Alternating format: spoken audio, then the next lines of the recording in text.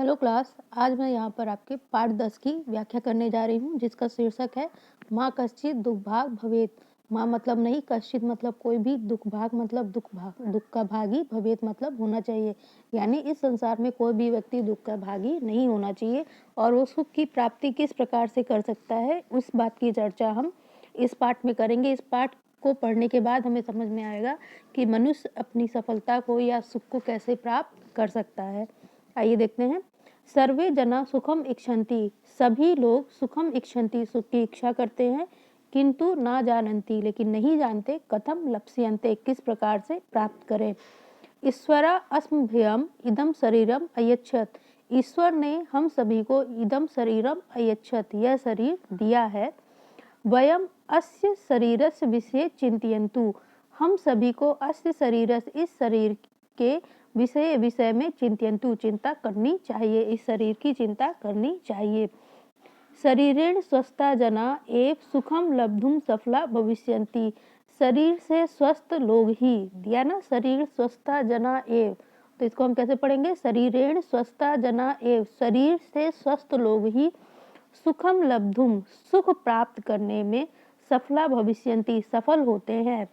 स्वस्था जना एव स्वकार्याणि, स्वस्थ लोग ही, स्वस्था जना एव स्वस्थ लोग ही स्वकार्याणि, अपने कार्यों को साधितुम तत्परा भविष्यन्ति, साधने में या करने में तत्परा भविष्यन्ति, तत्पर होते हैं।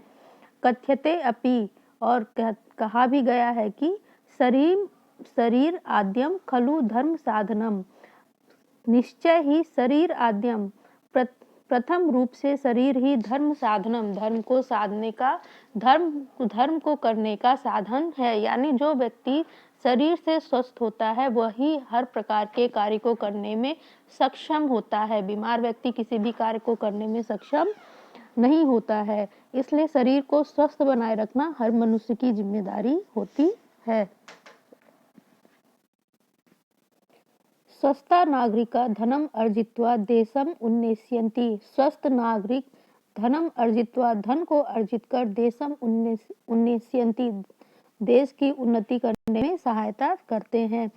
स्वास्थ्य से रक्षाय उपायानि कुर्वन्तु, स्वास्थ्य की रक्षा के उपाय करने चाहिए।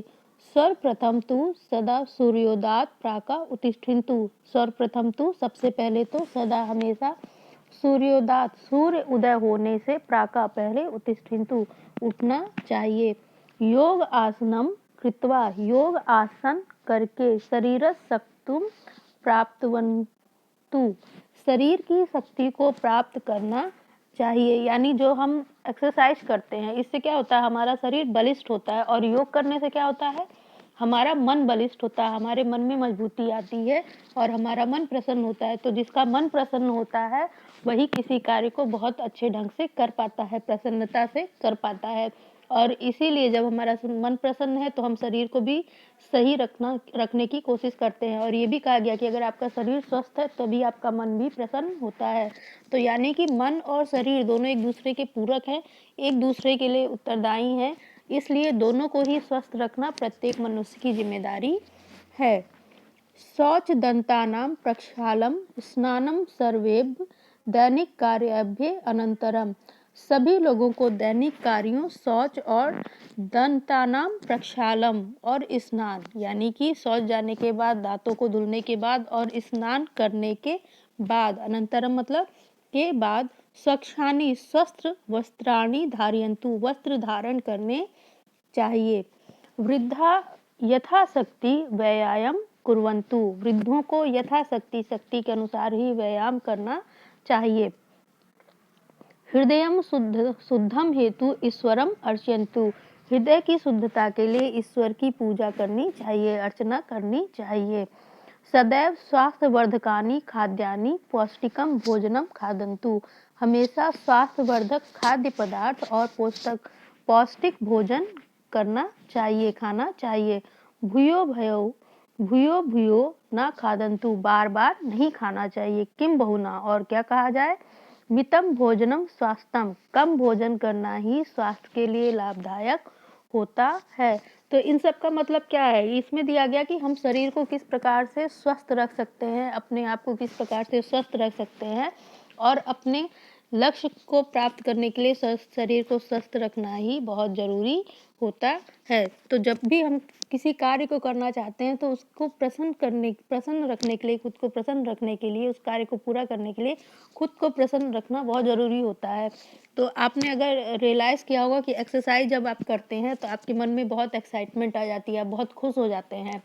और योग करने के बाद क्या होता है, आपका मन शांत हो जाता है, स्थिर हो जाता है, क्योंकि मन हमारा क्या होता है, चंचल होता है।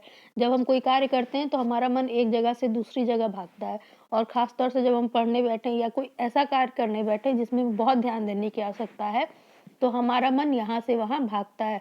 तो जो लोग योग करते हैं, योग का मतलब मेडिटेशन जो लोग करते हैं, तो मेडिटेशन करने से क्या होता है, हमारा मन एकाग्र हो जाता है, एक जगह स्थित हो जाता है। तो उससे हम किसी भी कार्य को ध्यान से कर सकते हैं।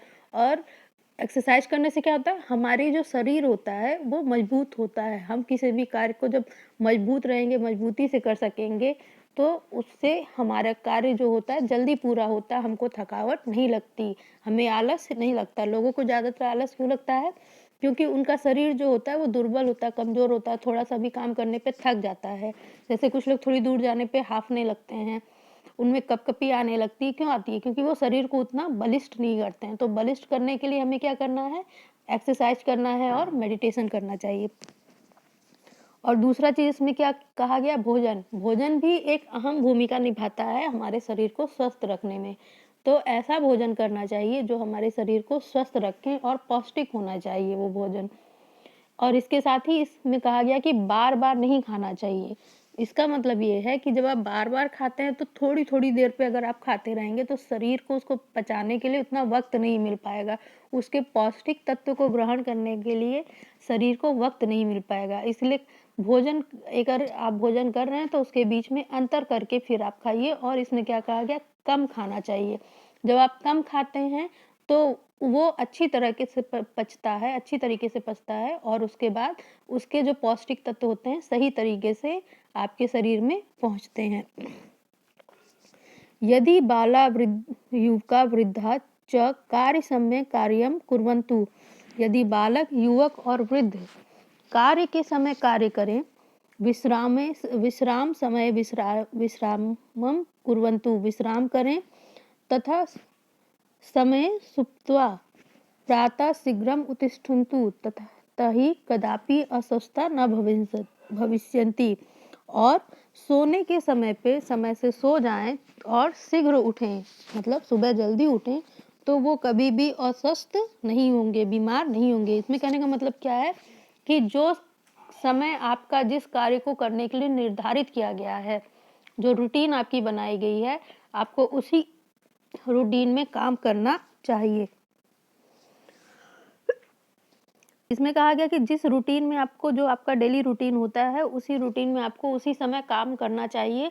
तो आपका जो माइंड होता है वो डाइवर्ट नहीं होता है। हमारा माइंड उस टाइम टेबल को अपने अंदर एब्जॉर्ब कर लेता है और उसके अकॉर्डिंग ही हमारा माइंड हमको सिग्नल देता है। तो जब सोने का समय हो तब सोना चाहिए, जब उठने का समय हो तब उठना चाहिए, जब काम करने का समय हो तब काम करना चाहिए। आप देखते होंगे जो आप लोग को टाइम टेबल बना के दिया जाता है क्लासेस में, जब आप पढ़ते हैं तो आपके पीरियड्स बने होते हैं। फर्स्ट पीरियड में मैथ है, दूसरे में हिंदी है, उसके बाद इंग्लिश है। तो ये एक टाइम टेबल क्यों बनाया गया होता है, ताकि आप उस टाइम टेबल के अकॉर्डिंग थोड़ा-थोड़ा ही ग्रहण करें, जितनी की आप सबको को आवश्यकता है, उससे अधिक नहीं। और कभी-कभी क्या होता है कि जब ये चेंज हो जाता है, मान लीजिए आप घर से माइंड बना के आते हैं कि आज हमको मैथ पढ़ना है, सोशल स्टडी पढ़ना है, और उसकी बुक लेके आते हैं, लेकिन क्लास अगर चेंज हो जाती है, उस पीरियड में कोई और सब्जेक्ट पढ़ाया जाता है, या आप उस बुक को लेके नहीं आते हैं, तो क्या होता है, डिस्टर्ब हो जाते हैं। तो इसी प्रकार से हमारा भी शरीर है, अगर हम उसको रूटीन से, अगर उसको हम काम नहीं करते हैं, तो हमारे भी शरीर का रूटीन बिगड़ जाता है, और हमारा शरीर और मस्तिष्क दोनों दोनों क्या होता है, डिस्टर्ब हो जाता है। उसको फिर एडजस्ट करने में टाइम लगता है, लेकिन जब तक वो एडजस्ट करता है तब तक उसके सारे जितने क्रियाकलाप होते हैं वो सारे बिगड़ चुके होते हैं। इसीलिए कहा गया कि हर काम को उसी समय पे करना चाहिए।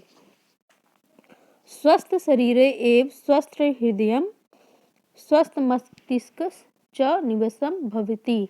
स्वस्थ शरीर में ही स्वस्थ हृदय और स्वस्थ मस्तिष्क का निवास होता है। अब इसका मतलब क्या है कि स्वस्थ हृदय, जब हमारा हृदय जो होता है साफ होता है, शुद्ध होता है, तो हमारे मन में अच्छे विचार आते हैं, और जब अच्छे विचार आते हैं तो हम अच्छी बातें करते हैं और अच्छे कार्यों के लिए तत्पर होते हैं। स्वस्थ शरीरेण एव धर्म कार्याणि कर्तुम शक्नुवन्ति। स्वस्थ शरीर ही धर्म कार्यों को करने में समर्थ होता है। स्वस्थ जना प्रसन्ना भवन्ति अपरान च अपि प्रसन्ना कुर्वन्ति। स्वस्थ लोग ही प्रसन्न होते हैं, अपरान दूसरों को अपि प्रसन्ना कुर्वन्ति और दूसरों को भी प्रसन्न करते हैं। यानी अगर कोई व्यक्ति खुद में प्रसन्न है तो वो उसके पास जो भी व्यक्ति आएगा तो उससे वो प्रसन्नता पूर्वक ही बात करता है। लेकिन अगर कोई व्यक्ति गुस्से में है, दुखी है, तो आप उसके पास जाइए तो वो वैसी ही बातें करेगा, और उसके पास जाने के बाद क्या होता है, आपका मन भी दुखी हो जाता है या क्रोधित हो जाता है। तो इसलिए स्वस्थ रहने से क्या होता है, हम खुद भी प्रसन्न होते हैं और दूसरों को भी प्रसन्न रखते हैं। अतः इसलिए हितम भूकम हितकारी खाना चाहिए, मितम भूकम कम खाना चाहिए, ऋतु भुक च स्यात् और ऋतु के अनुसार भोजन करने वाला होना चाहिए। यानी जिस मौसम में जो भोजन करना चाहिए, हमारे धर्म शास्त्रों में बताया गया है कि किस मौसम में कौन सा भोजन हमारे करने के लिए लाभदायक होता है। अगर गर्मी है तो ऐसी चीज़ें खानी चाहिए जो हमारे शरीर को ठंडक प्रदान करे, शीतलता प्रदान करे, और अगर ठंडी है तो ऐसे भोजन करने चाहिए जिससे हमारा शरीर गर्म होना चाहिए। तो आपने देखा होगा कि अक्सर घर में मम्मी लोग एडवाइस करती हैं कि ठंडी में ये नहीं खाना चाहिए, गर्मी में ये नहीं खाना चाहिए, बरसात में कौन सा भोजन करना चाहिए। तो ऐसा क्यों होता है? अगर हम मौसम के अनुसार अगर हम भोजन करते हैं तो हमारा शरीर जो होता है उस मौसम के अनुसार ढल जाता है, एडजस्टमेंट कर लेता है और बीमार नहीं होता है। जाहिर सी बात है, अगर आप ठंडी में बहुत ठंडी चीज़ खाएंगे, आइसक्रीम खा लेंगे, तो क्या होगा, आप बीमार पड़ जाएंगे। और अगर आप गर्मी में बहुत ज़्यादा गर्म चीज़ कोई खाएंगे तो भी आप बीमार पड़ जाएंगे, टेम्परेचर आपके शरीर का ऊपर नीचे होने लगेगा। तो इन सब चीज़ों के पीछे ना केवल धार्मिक कारण है बल्कि इसके पीछे साइंटिफिक कारण भी है, जो हमें कहते हैं कि हमें अपने शरीर को स्वस्थ रखना चाहिए। तो यहाँ पर आपका 10वां पार्ट समाप्त होता है क्लास। Thank you.